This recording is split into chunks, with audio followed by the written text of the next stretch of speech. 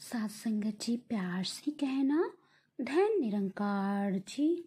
साथ संगत जी, हम अपने जीवन को तभी सुंदर बना सकते हैं जब हम एक सच्चे समर्पित गुरु सिख बन जाएं। साथ संगत जी, आज की साखी इसी विषय पर आधारित है। इसे पूरा जरूर सुने। आशा करती हूँ कि आप सभी को ये साखी बहुत ही पसंद आएगी। साथ संगत जी, एक बार एक संत ने अपने गुरु से पूछा कि जीवन को सुंदर बनाने की इच्छा है, इसलिए मुझे कोई ऐसा उपदेश दीजिए जिससे जीवन को मैं अच्छा बना सकूं। साथ संगत जी, गुरु ने संत की बातें सुनकर अपने पास रखी हुई 3 चीजें उठाकर संत को दे दी। और वो 3 चीजें थी थोड़ी सी रुई, एक मोमबत्ती और एक सुई। तीनों चीजें संत के हाथ में देने के बाद गुरु ने कहा, बस हो गया हमारा उपदेश, अब जाओ। साथ संगत जी, गुरु की बातें सुनकर वो संत वहां से चल पड़ा, पर उसकी समझ में कुछ नहीं आ रहा था कि गुरु ने ये चीजें उसे क्यों दी। वो संत कुछ देर बाद वापस गुरु के पास आकर बोला, गुरु जी, ये जो कुछ भी आपने मुझे दिया है मेरी समझ में नहीं आ रहा है। साथ संगत जी, गुरु बोले, अरे तुमने ही तो कहा था कि जीवन को सुंदर बनाने की इच्छा है, इसलिए मुझे कोई ऐसा उपदेश दीजिए जिससे जीवन को मैं अच्छा बना सकूं। तभी तो मैंने ये तीनों चीजें तुम्हें देकर बोला कि हो गया उपदेश, अब यहाँ से जाओ।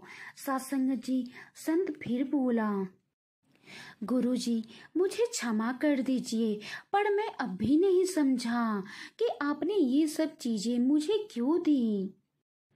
इन तीनों चीजों का रहस्य क्या है? साथ संगत जी, गुरु ने कहा, ये जो रुई दी है इसकी खासियत ये है कि धागा बनकर हर एक की लाज ढकती है, कि धागा बनकर सबको जोड़े रखती है। कई बिखरे मोतियों को एक ही धागा में पिरो दिया जाता है और वो धागा सभी मोतियों को इकट्ठों में बांध कर रखती है। इस रुई की खासियत यही है कि ये लाज ढकती है और सबको जोड़ कर रखती है।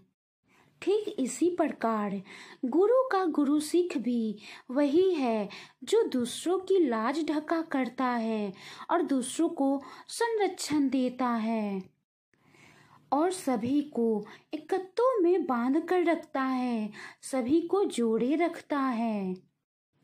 और ये मोमबत्ती मोम बनकर जलती जरूर है, लेकिन प्रकाश बनकर अंधेरा दूर करती है, दूसरों को रास्ता दिखाती है, दूसरों को रोशनी देती है।